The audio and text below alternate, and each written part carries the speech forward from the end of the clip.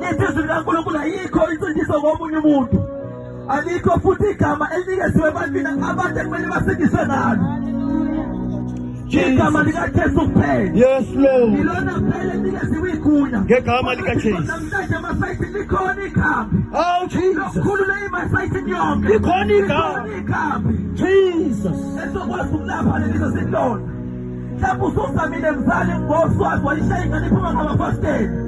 Engosayishaya manje nikeza uJesu. Awuniki igama. Sokwazi ukulungisa isipilo somuntu. My God. Ngoba noma ungashaya ngane izophuma ngamafasteni aveze. Ngoba ibanjwa zinkanuko. uJesu kuphela ukwazi ukuthela iy'nkanuko zonke. Jesus. Nikeza uJesu. Nathi namhlanje ngiyazi ukuthi uyafisa ukubuya kutshwala. Ngeke vese uzuyeka amandla akho. Naku uJesu okwazi uqeda incala. La, my. Hallelujah. Hey, my Jesus. Ngaphandle kokuthi ngoshe isikhathi asikene ezwini likaNkulunkulu. Jesus. Incwadi kaTimotheo